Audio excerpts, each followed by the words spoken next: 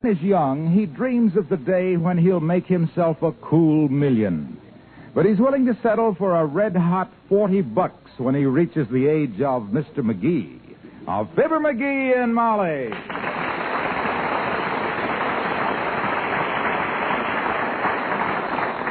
Ah, kiddo, we're in luck today. Old Dad's going to make a little transaction. A financial transaction? You betcha. As the whale said when he saw Jonah whipping through the water, I got my eye on a fast profit.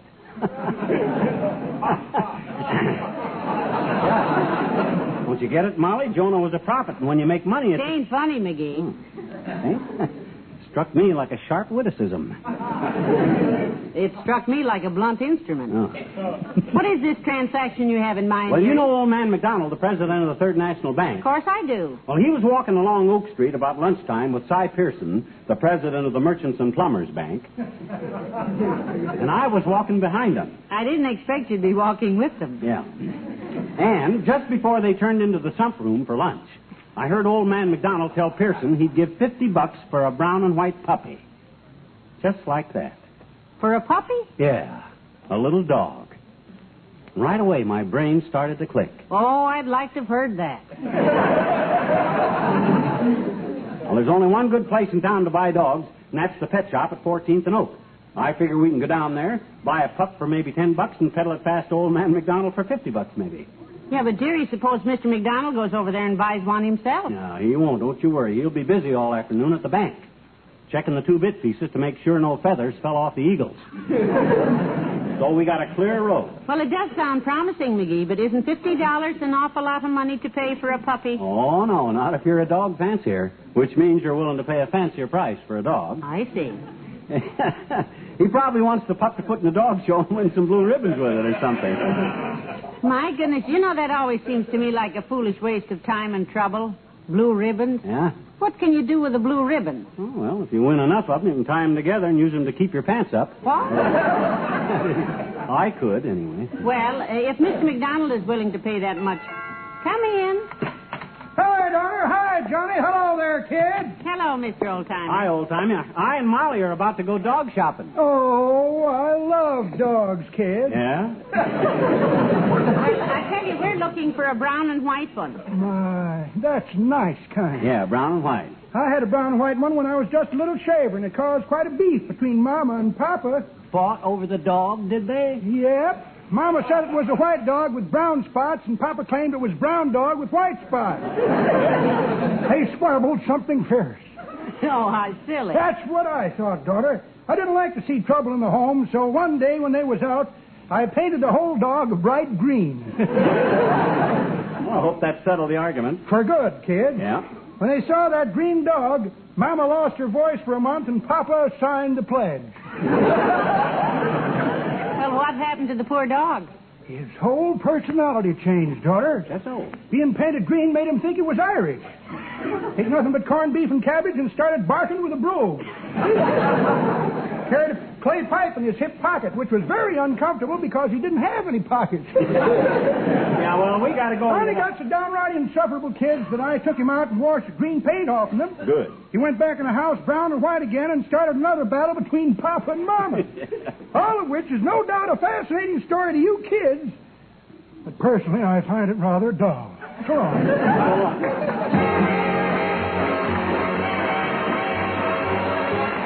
Love that chamber music.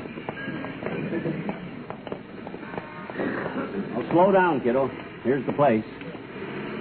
Brockhausen's Pet Shop. Good. I hope he has some nice puppies. Oh, he's got the best pups in town. See his sign in the window?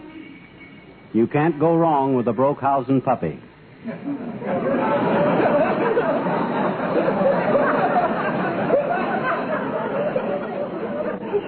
Well, you certainly can't go wrong buying one for $10 and selling it to Mr. McDonald for $50.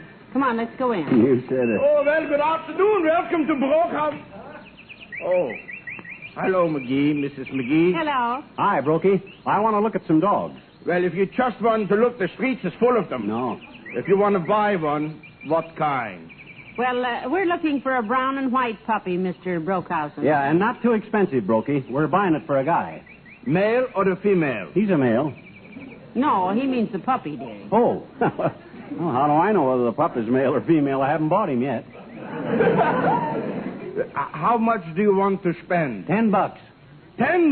$10. Wait, are you making jokes? Huh? Do you realize what you are talking about, a Brockhausen puppy? That's the finest pups in Wistful Vista. A Brockhausen puppy wants for $10 already. $10.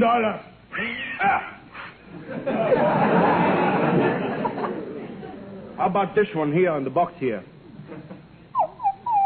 Well, look at him, McGee. Isn't he cute? Yeah. Well, all pups are cute, kiddo. All he's got to be for me is brown and white and $10. Oh, this is a fine puppy, McGee. Yeah? His brother was gallant Prince Piper II of Robin Hoodell, and his sister was Miss Peekaboo Fluffy Ruffles IV of Wee Bonny House in the Heather. Well, what's his name? Butch. He was the runt of the litter. Oh, fine. And we can have him for $10? Look, I will make with you a deal, McGee. Yeah? A customer wants a canary brought by our house today. You watch the shop while I deliver it, and for $10, the puppy is yours. Well, that seems fair enough. You go ahead, Mr. Brockhausen. Yeah, good deal, Brokey. I'll run the shop. You hurry back. Don't worry, I'll hurry. Yeah, and don't run the shop, just watch it. Any customers come in, have them wait, huh? Okay. Now, let's look around, dearie. Isn't this an interesting place? There's only one thing interests me, kiddo, and that's getting this puppy to old man McDonald. $40 profit ain't a bad afternoon. My goodness, will you look at all the fish tanks along the wall here? I'd like to have a bowl of goldfish, McGee, wouldn't you? No, we had goldfish one time, back when Uncle Dennis was living with us. Remember what happened to the goldfish and the kerosene lamp you brought home from the antique shop? Well, now, that wasn't Uncle Dennis's fault. He came home late and the house was dark. Oh. Oof, what a sight the next morning. No coal oil in the lamp and no fish in the bowl. And Uncle Dennis says to me, he says, McGee, I want to thank you for the nightcap you left out for me. The liquor was great, but the chaser was sort of lumpy.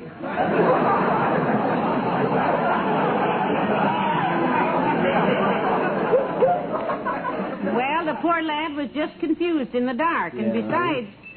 How do you do? I'd like to speak to Mr. Brockhausen. Well, he ain't here now, but I'm in charge. Anything I can show you? No, I wanted to ask about a cat that I bought for Mr. Brockhausen. It's losing its hair. Bad? Oh, terrible. Yeah? Almost half of its hair has fallen out. That's why I came back. Oh. Could you give me something to keep it in? Oh, sure, that's easy. Here, use this. Huh? What's this? A paper bag. You can keep plenty of cat hair in that. Oh, what smart, Alex. Huh? Well, you haven't heard the last of this. Oh, well, Goodbye. Now, well, what's she popping off about? Well, I think she wanted something that would keep the hair in the cat. Oh, I'll bet you're right. I wondered if she was going to stuff a pillow with it. Well, I can imagine how the poor woman feels. Her cat must look awful. Well, that's a break for her. Now her feelings won't get hurt. What do you mean? She'll think people are talking about the cat when they say, there goes the woman with the awful-looking puss.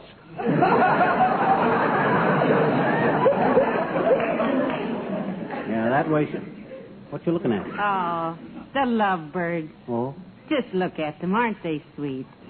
How would you like to have them, McGee? With wild rice, if they were a little bigger. Boy, Brockhausen's got every kind of pet there is. Here, look. Turtles, chipmunks. Canaries, parakeets. Yeah. Say, look at the big cage there with the blanket over it. I wonder what he has in there. Well, I know how to find out. I'll lift the blanket and take a look. Hey, it's a parrot. Was ist los, Dummkopf? Was ist los? Schweinehund?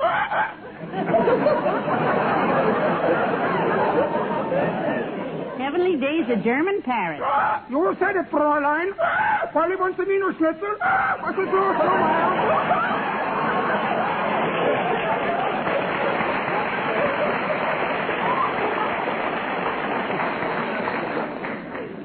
Boy, wonder where Brockhausen ever got a bird like that.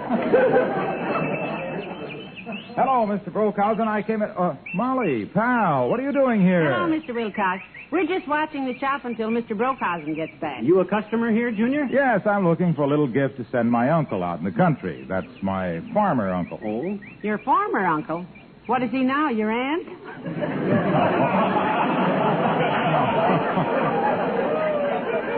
No.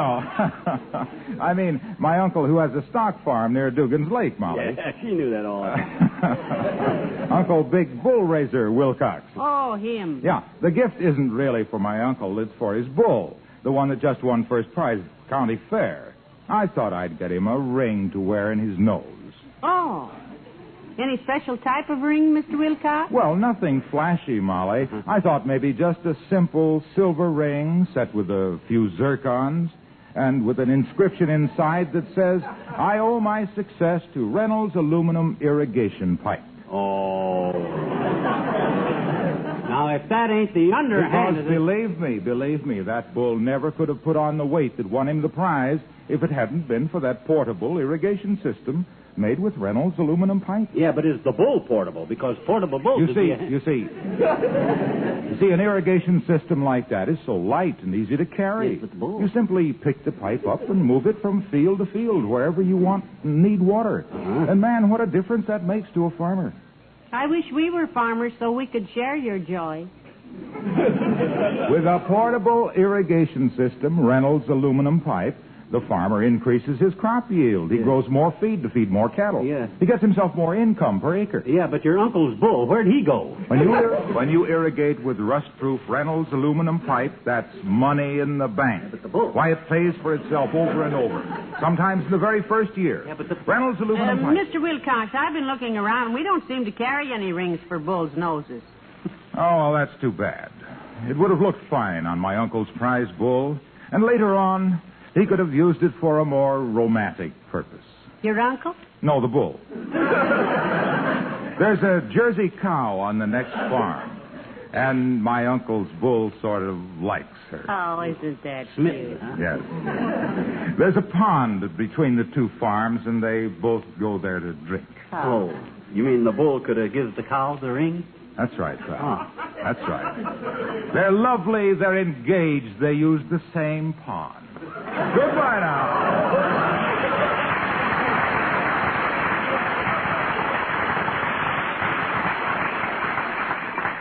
Mr. Wilcox tells such interesting stories, doesn't he? Yeah, if you interest easy. That yarn about the cow reminds me of what happened to some fellows I used to know that had farms next to each other. I don't believe I've ever heard that one. I never told you about how Hugh Dow and Lou Howe had a row over a cow? You never did. Well, lean back against that fish tank, Tootsie, and I will. You see, Hugh Dow's farm was next to Lou Howe's, but Hugh Dow had a few cows, but Lou Howe had only 2 cows. Well, what started the row? Well, one day Lou Howe had a new cow, but Hugh Dow said he wouldn't allow Howe to keep the new cow on account of because it was a moo cow that had got loose from Hugh Dow. The plot thickens. Lou Howe said it wasn't true that his new cow was a loose cow and told Hugh Dow he'd better vamoose now, so Hugh Dow made a vow that he'd sue Lou Howe. And did he? In court. The judge decided that Lou Howe's new cow was Hugh Dow's loose cow, and so Lou Howe went to the who's cow. And that was the end of the Howe Dow cow row. What was the judge's name? Brown.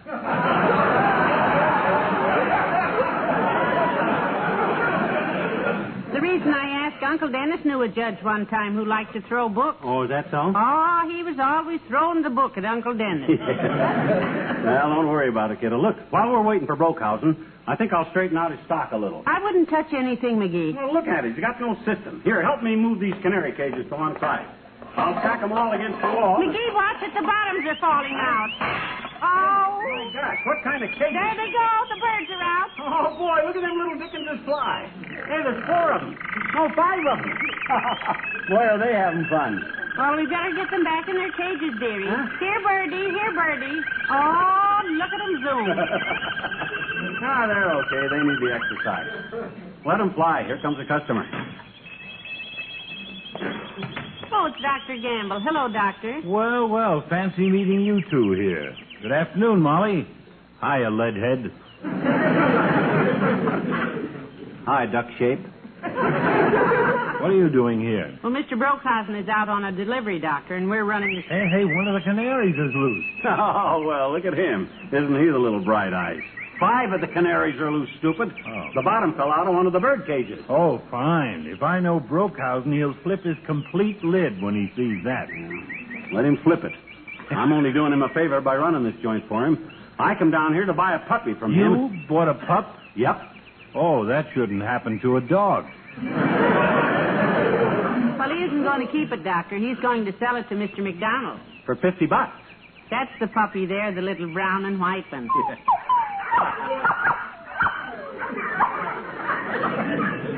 He looks like you, McGee. I haven't got the time to gab now. The reason I stopped in was to leave this box for Brookhausen. What's in the box? My housekeeper's cat.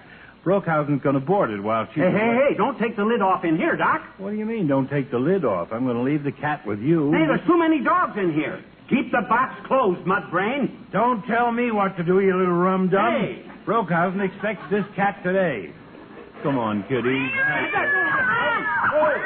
don't let her loose, Doctor. Hey, oh, no! Back off, Doc. Get that cat off my head. That's the bird cages, McGee. Don't let her go. Hello, Maya. Hello, Maya. Hey, put that air out here.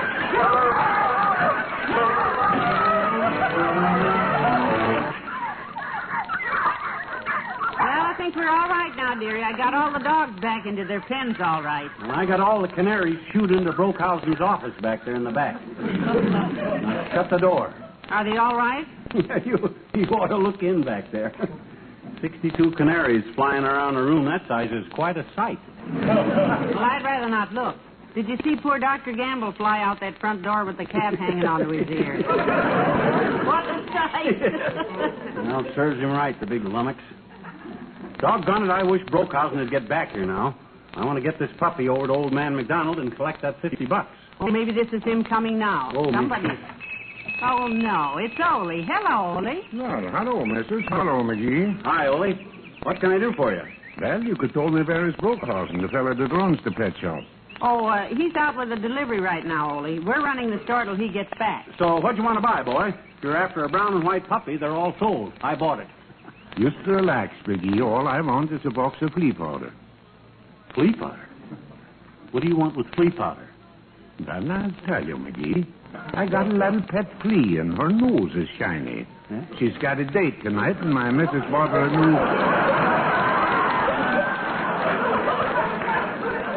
new lipstick, but her powder puff is empty. Okay. Don't be a wise guy. Well, you ask a dumbhead question, you get a wise guy answer. Well, here, Ole, here's your flea powder. Can we sell you anything else? How about a pet of some kind for the children? Oh, no, thanks, Mrs. V. We got no shortage of pets at my house. The yoint is jumping. I'll bet your kids do bring home some strange ones, eh, Ole? You said so, McGee. Yeah? My littlest kid, little Sven, he's got a pet named Cuddles. She's a porcupine. Oh, for goodness sake. And my middle kid, little Ole, his pet is named Baby Doll. It's a lizard. My gosh. Now my daughter Christina brings home her pet. Oh? She calls it Lammykins. What is it? It's a fullback.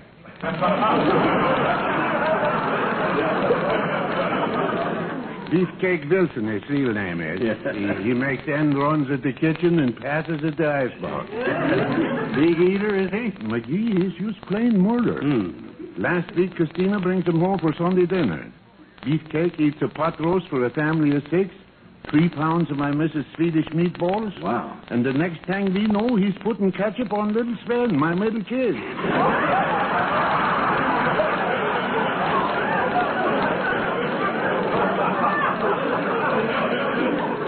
Heavenly days. Well, you're going to have to do something about that boy, Ole. That's what I told my daughter Christina. I says, Christina, you just can't feed that fella every night. Your papa don't make that much money. She's a fine girl. She's taking care of it. Oh, I'm going to give him the pitch, huh? No, she's finding an extra job for her papa to make more money. So long.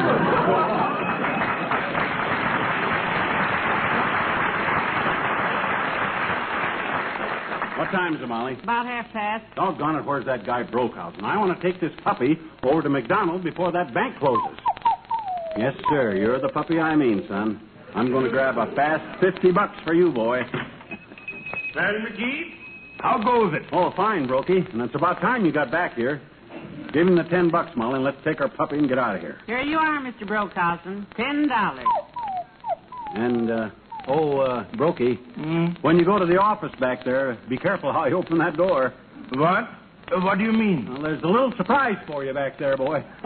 Come on, Molly. Come on, puppy. Let's go.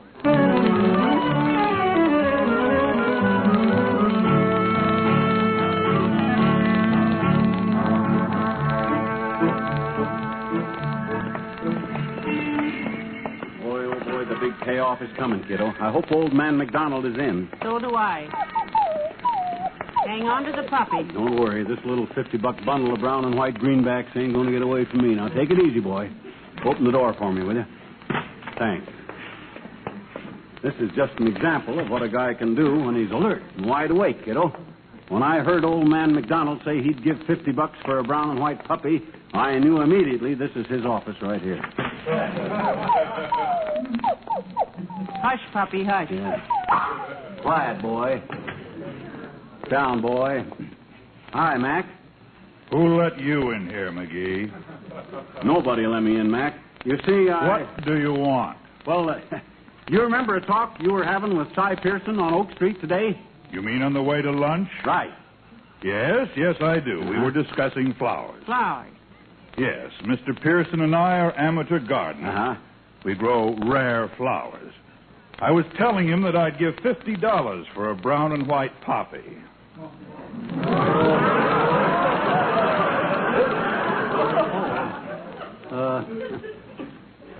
A poppy.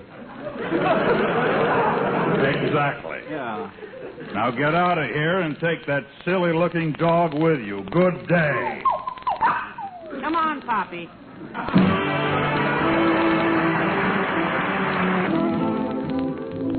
Ladies and gentlemen, your help is urgently needed in the fight against one of this country's deadliest enemies.